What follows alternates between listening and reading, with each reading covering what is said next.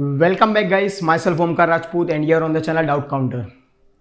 जी हाँ, बिल्कुल सही देखा आपने थंबनेल में। आज हम एक बहुत ही इंपॉर्टेंट टॉपिक के बारे में बात करेंगे जिसका नाम है कोरोना वायरस। कोरोना वायरस के बारे में सबको कुछ ना कुछ तो पता ही है। अगर कोई ऐसा है जिसको इस वीडियो से कोरोना वायरस के बारे में पता चला हो तो कमेंट में ज़रूर बताना। अब आज मैं कुछ इन्फॉर्मेशन है जो आपके साथ शेयर करना चाहता हूँ। सो सबसे पहले आप क्या देखोगे, मैं आपको ये बताऊंगा कि कोरोना वायरस है क्या,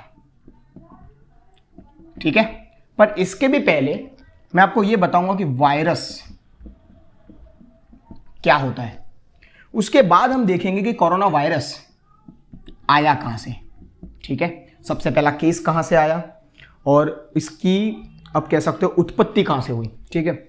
इसके बाद हम देखेंगे कुछ डेटा कि अभी तक कितने कोरोना वायरस केसेस वर्ल्ड में हैं, ठीक है। उसके बारे में कुछ बात करेंगे।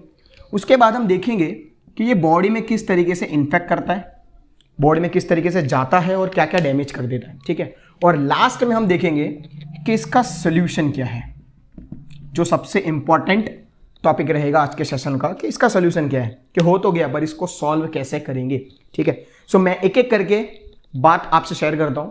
सबसे पहले बात करते हैं कोरोना वायरस, पर उससे भी पहले बात करते हैं वायरस के बारे में। अब वायरस क्या है? अब वायरस एक ऐसा माइक्रोब है जो बैक्टीरिया से भी छोटा होता है, ठीक है। उसको आप नॉर्मल नेकेड आई से तो देख नहीं सकते और आप नॉर्मल माइक्रोस्कोप से भी नहीं देख सकते।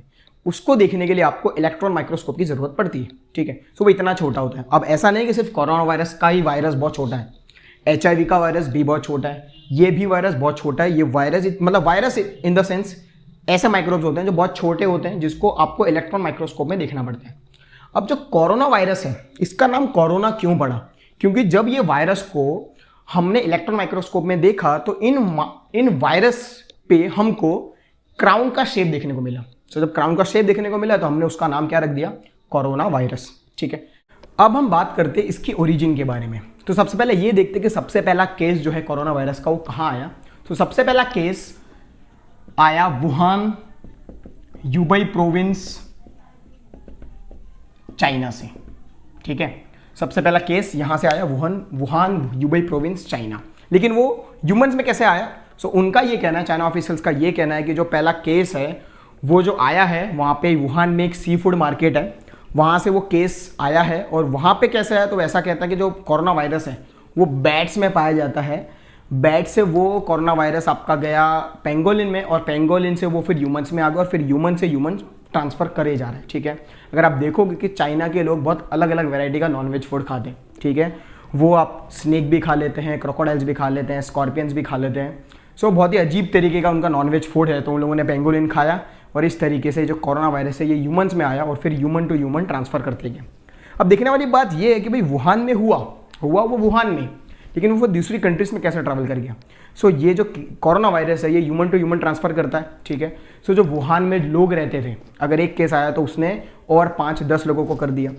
वहाँ से वो केस और बढ़ते चले गए। वुहान से कोई एक इंडिविजुअल समझ लो इटली गया, वहाँ पे केस बढ़ गए, इटली से कोई और कंट्री में गया, और इस तरीके से धीमे धीमे जो कोरोना वायरस है वो पूरे वर्ल्ड में फैल गया, ठीक है। अब हम बात करेंगे कोरोना वायरस केसेस के बारे में कि कितने कोरोना वायरस केसेस पूरे वर्ल्ड में हैं। सो अभी तक 50 लाख केसेस पूरे वर्ल्ड में हैं, जिसमें से 20 लाख केसेस रिकवर हो चुके हैं, लेकिन 3,25,000 केसेस पेशेंट्स भगवान को प्यारे हो चुके हैं। अगर पूरे वर्ल्ड की बात करें तो सबसे ज़्यादा cases United states of America, 15 lakh cases वहाँ से नोट डाउन हुए। अगर इंडिया की बात करें तो इंडिया में भी कोरोना वायरस के जो केस हैं वो 1 लाख के ऊपर जा चुके हैं, और उसमें से 40,000 केसेस रिकवर हो चुके हैं, लेकिन 60,000 पेशेंट्स अभी भी एक्टिव केसेस हैं। अगर इंडिया की बात करें तो महाराष्ट्र में सबसे ज़्यादा number of cases note down हुए।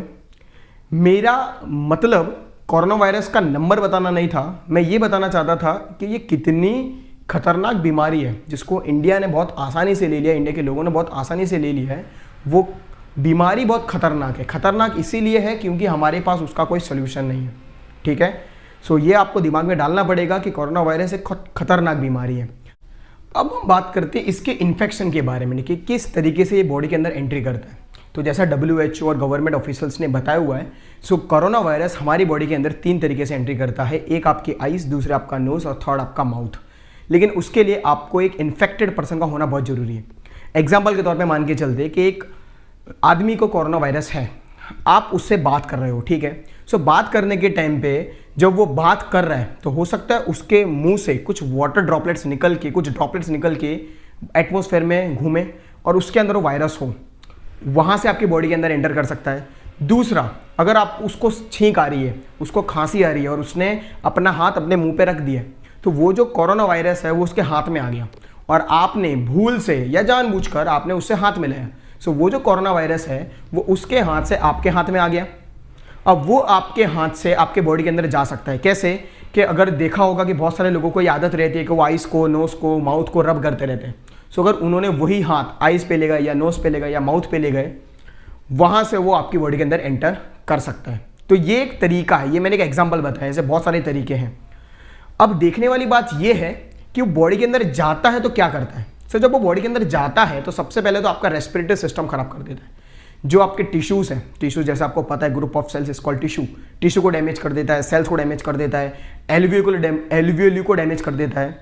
एल्वियोली जैसा आपको पता है, एल्वियोली जो है वो ऑक्सीजन लेता है, फिर वो एक्सचेंज ऑफ गैसेस होता है और फिर डीऑक्सीजनेटेड ब्लड ऑक्सीजनेटेड ब्लड में कन्वर्ट करता है, जो मैंने आपको लाइव प्रोसेस में समझाया हुआ है। अगर आपने वो वीडियो नहीं देखा तो मैं इस आई बटन पे आपको लिंक शेयर कर दूंगा, पहले वो वीडियो देख लीजिएगा कि किस तरीके से डीऑक्सीजनेटेड ब्लड ऑक्सीजनेटेड ब्लड में कन्वर्ट होता है, ठीक है। सो अब एल्वियोली डैमेज हो जाता है, उसके कारण सांस लेने में दिक्कत हो जाती है।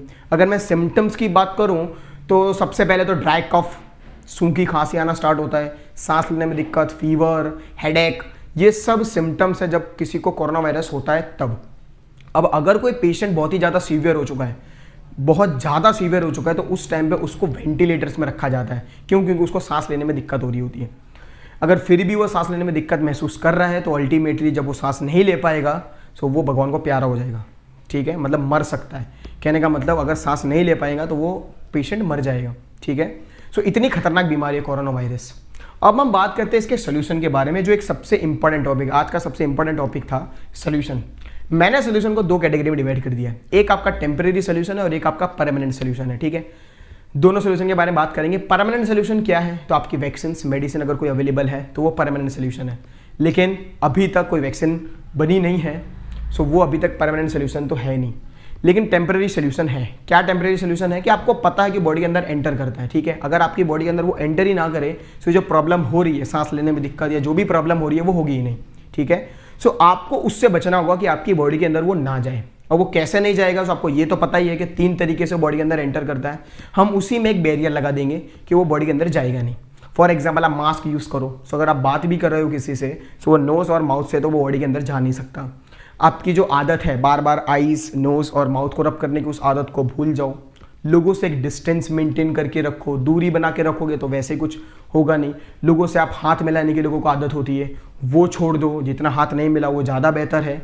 अगर मिला भी रहे हो तो हैंड को सैनिटाइज करना सीखो और रेगुलरली करते रहो। अब ऐसा जरूर नहीं है कि सिर्फ हैंड से करो और तभी आपको हैंड सैनिटाइज करना है, क्योंकि आपको नहीं पता कि वायरस कहाँ पे आपके पूरे घर में या कहाँ पे प्रेजेंट है। सो फॉर एग्जाम्पल, अगर डोर नॉब्स में है, चेयर्स में है और आपने जाके उसको टच कर दिया तो वो वायरस आपके हाथ में आ गया और आपने भूल से भी उसको आँख, मुंह और नाक के पास ले गए, सो आपको कोरोना वायरस हो सकता है।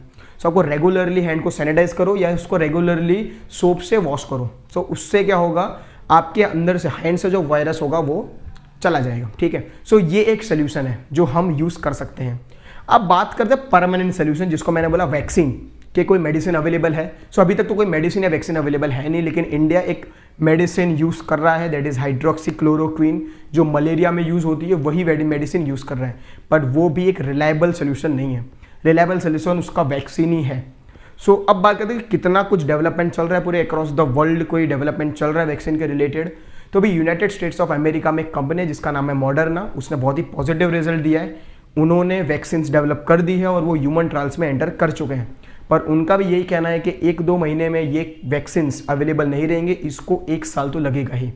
उसी तरीके से इजराइल में एक ऑर्गेनाइजेशन है, that is Israel institute for biological research, उन्होंने भी पॉजिटिव रिजल्ट दिया हुआ है। वो भी ऐसा ही कह रहे हैं कि हमने वैक्सीन्स का जो ट्रायल है ह्यूमंस में हम एंटर कर चुके हैं, पर फिर भी वैक्सीन्स 1 महीने तक तो अवेलेबल नहीं है, लेकिन वो हाँ 1 साल तक अवेलेबल हो सकती है। दैट मीन्स हमारे पास सिर्फ 1 साल ही है। अगर 1 साल आपने कंट्रोल कर लिया, एक बार वैक्सीन आ गई, फिर तो उसका सोल्यूशन बहुत ही ईजी है। क्यों? क्योंकि फिर उसके बाद प्रॉब्लम नहीं है, क्योंकि आपके इम्यून सिस्टम के पास वो स्ट्रेंथ आ जाएगी कोरोना वायरस से लड़ने की, ठीक है। सो जब तक वैक्सीन नहीं है तब तक आपको टेम्परेरी सोल्यूशंस ही करना पड़ेगा, ठीक है।